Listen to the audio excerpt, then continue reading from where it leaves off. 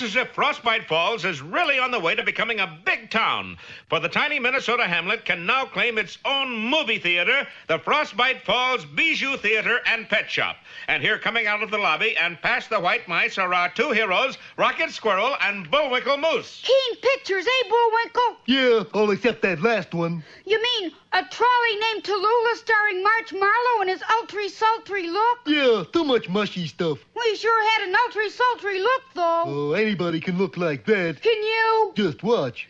Well, look here, Stella. Things are gonna be done my way, I'm not at all.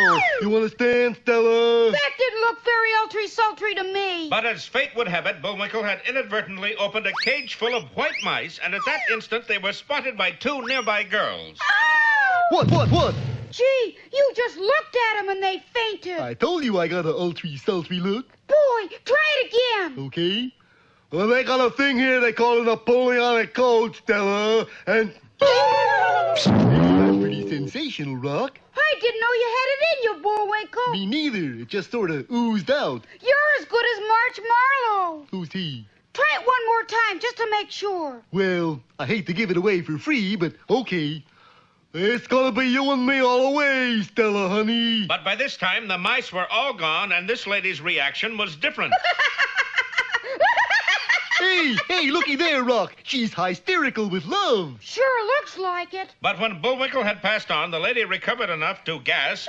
The most ridiculous thing I ever saw in my life. But it was too late. By the time he got home, Bullwinkle was already convinced that he was the greatest actor who ever lived. Oh, come now, I'm not big-headed. No? I'm just the greatest actor since Elmo Lincoln. Elmo Lincoln? And there's only one place where I can give of my talents. The annual Moose Picnic? No, Hollywood. Hollywood? No, Hollywood with 3 or 4 L's. And Bullwinkle swiftly packed the suitcase and flung his mattress over his shoulder. Why the mattress, Bullwinkle? Well, looky here, it's stuffed full of money I earned on my paper route. It's my life savings. In a mattress? Why don't you use a safe deposit box? My feet hang over the edge. Not to sleep on, to keep your money in. 'Cause when you put it in a bank, you can't take it with you, and I'm going. Well, I think it's just silly. You go on if you want to. I'm going to stay here. Tut, Rocket J. Squirrel. Who are you? I'm your conscience. You can't let Bullwinkle go. Why not? Think of your friendship. Well... Think of your years together. Well... Think of the plot. Yeah, that's right. Okay, I'll do it. I'll go along to keep him out of trouble. You should live so long. And so a short while later, Rocky and Bullwinkle stood together at the railroad ticket counter. That'll be $91.60, Bullwinkle. Right. Got it right here. My goodness, that's the biggest wallet I ever did see. And in a short while, our heroes were on a train headed toward the setting sun and perhaps Bullwinkle's rising star, all unaware that a few seats away, 2 pairs of sinister eyes were staring wickedly at Bullwinkle's mattress full of money. Don't miss our next episode of Punch in the Snoot or The Nose Tattoo. Last time, you remember, Bullwinkle tried out his ultry-sultry look on a couple of young ladies who promptly fainted dead away. Oh! Bullwinkle didn't know that the girls had really fainted because they saw a mouse. Yeah, now he's convinced he's the greatest actor in the world. Oh, I am not. You're not? I'm just one of the greatest. But you can't go to Hollywood, Bullwinkle. I don't want to go, Rock, but they need me. You ought to be in pictures. Oh, isn't that terrible? You were born to be kissed. Come on now, Bullwinkle, you're not serious. Just watch me. And snatching up a mattress full of money earned from his paper route, the movie-struck moose had left the cottage. Wait up, Bullwinkle. You're my buddy. I gotta go along with you. Yeah, noblesse oblige, eh, Rock? What's that mean? I don't know, I just made it up. Now our boys are on the way to California, unaware that Bullwinkle's mattress full of money is the target of 2 pairs of sinister eyes belonging to... Oh, no, it isn't. Oh, it can't be. Say the name. Boris and Natasha. Ta-da! Then we steal mattress, Boris. No time like the president, Natasha. Look, we're coming to tunnel. When it gets dark, we grab mattress and make a run for it, okay? Okay. And as our heroes sat unsuspecting, the train plunged into a dark tunnel. Now, Natasha. Hey, what's going on? Yeah, who are you? I'm Bullwinkle. Not you. I'm still Bullwinkle. I got it, Natasha. Let's go. But Boris, Don't argue. Let's get out of here. And as the train emerged from the tunnel, Boris chuckled gleefully. Well, here it is, Natasha, right over my shoulder. I certainly am. Natasha, it's you. Boris, how could you mistake me for Matris? Can I help it if you put on weight? Boris, we've missed our chance. Silly girl. Remember old Pennsylvanian proverb. We have only begun to fight. Darling, that was said by American John Paul Jones. We invented John Paul Jones. Oh, Well, our boys weren't bothered for the rest of the trip and finally arrived safe and sound in the movie capital of the world. Hollywood, here I am. Nobody seems to care very much, Bullwinkle. But Rocky was wrong. Somebody cared a lot. Welcome. Welcome to Hollywood, stranger. Well, that's better. we greet you with open hearts, darling. What would you like to buy? Bye. I thought you were greeting us with open hearts. It's 50-50 deal. We open hearts, you open mattress. Buy a souvenir of Hollywood, darling. Sure, postcards, oranges, cemetery lots, bottle smog, all kind tourist attraction. Tourist, I'll have you know I'm a bona fide actor. An actor! Oh boy, are you in luck? Sometimes, why? Do you know who I am? Come to think of it, you do look familiar. And that voice. Of course. Allow me to introduce myself. D.W. Grifter at your service. Not D.W. Grifter, the famous talent scout. Who else? Stick with me, booby. I'll make you a star. Cross your heart. Of course, doll baby. Just place your fate in my hand. Yeah, hands. And the world will be at your feet. Yeah, hands and feet. You said it, sweetie. Now, why should Boris stand there patting Bullwinkle on the back? Looking for soft spot for the knife. Better not miss our next episode, Fun on the Freeway, or The Quick and the Dead. Well, Bullwinkle arrived in Hollywood to take the movie capital by storm.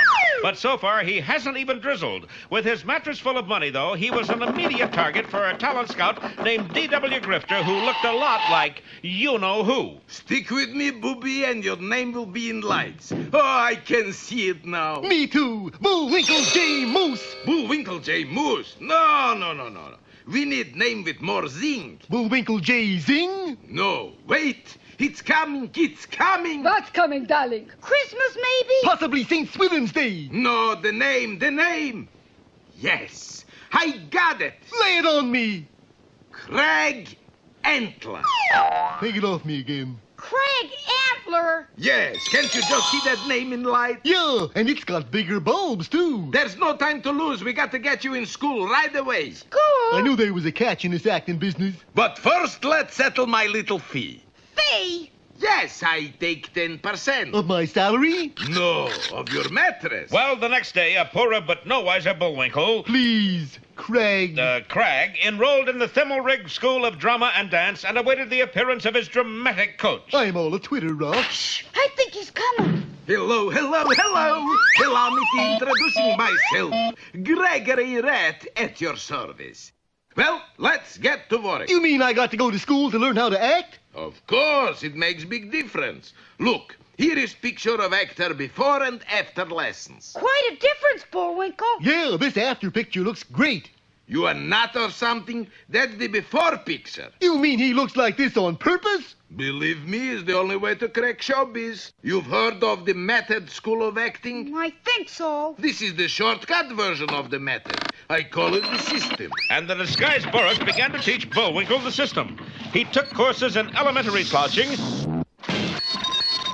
advanced slouching, T-shirt tearing, contemporary beards and how they grew, and theoretical and applied mumbling, all at the rate of $20 an hour. Boris was very happy. Look at that pile of frog skins, Natasha. Won't Moose catch on eventually, Boris? Catch on. Look at that face, Natasha. Yes, I guess you're right. But the villains hadn't counted on the intelligence of Bullwinkle's buddy, our hero, Rocket J. Squirrel. Bullwinkle, you look terrible. Yeah, isn't it great? When I get to be a complete mess, I graduate. But you're not learning anything. Not learning anything. Listen. Well, What was that? That was my mumbling lesson for today. Pretty good, huh? Gee, Bet you couldn't understand a word, could you? No, and neither will anybody else. Nobody will ever give you an acting job. But at that moment, the door burst open and in strode a commanding figure. Hold it! Don't move a muscle. Can I tremble a little? Marvelous, sensational. He's just what I want. And who are you? You don't know me, you peasant. Who is he, Miss Fitz? Is the famous movie director Alfred Hitchhike. Alfred Hitchhike? Yes, and Moose Uncle Alfred wants you. Well, is this Bullwinkle's big break? We'll find out next time in Bullwinkle Makes a Movie or the feature from outer space. Last time, you remember, Bullwinkle was discovered by the famous movie director Alfred Hitchhike. He's sensational. He's got a certain something that no other movie actor has. What certain something? A pair of antlers. That's good. You mean you're really going to put Bullwinkle in a movie? We start shooting in the morning. Oh, boy, a Western. No. It's a stark and soul-searing tragedy. A picture to tear at your purse strings. Heartstrings. What's the name of this picture? The Last Angry Moose, starring Craig Antler. That's me. Directed by Alfred Hitchhike. That's you. Produced by Bullwinkle Moose. Hey, that's me, too. What does a producer produce? He produces money. And so Bullwinkle's mattress got lighter and lighter as the moose paid for a studio, a spotlight, a camera, and even a chair for Alfred Hitchhike. Okay, quiet on set. Roll 'em. You can't do it, Commander. It's murder to send up a orange in a crate like that. Cut. Oh, boy. Easy, darling. Remember, he's paying you $1,000 a week. It's not enough, Natasha.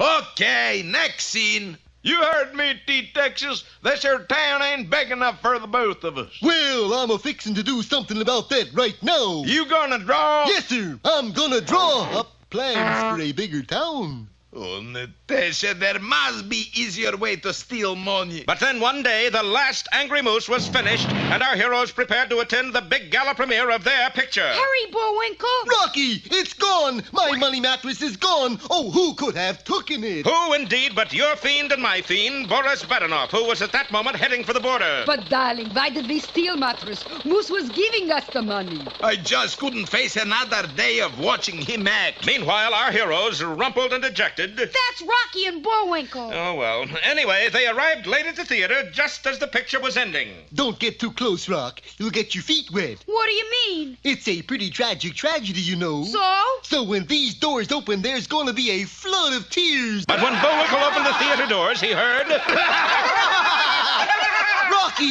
Rocky, they're laughing at the ending. And that's the saddest part. Yes, even the sight of Bullwinkle's plane being shot down in flames by a band of marauding Apaches... Even this didn't make the audience cry. Instead... Well, it seems that Bullwinkle had inadvertently produced the greatest laugh hit since Tilly's Punctured Romance. Last Angry Moose, smash hit. Atlantic Spafo at box office. And here's my latest exclusive. To coin a phrase, a star is born. Yes, Bullwinkle's picture caused a sensation, all right. Almost as big as the sensation when its star, Craig Antler, disappeared. X3, Craig Antler disappears. Movie star in quick fade out. And here's my latest exclusive. To coin a phrase, a star is gone. Meanwhile, back in Frostbite Falls, Rocky was speaking to his pal who reposed on a brand new mattress full of brand new money. But gee, Craig. The name is Bullwinkle. Don't you want to be a famous comedian and make hilarious movies? Nope, it's just not fitting. What's not fitting? Well, you go to all that work and then people laugh at you. And so as the sun sinks slowly behind our threadbare plot, we leave our heroes. Be with us next time for the further adventures of Rocky the Flying Squirrel.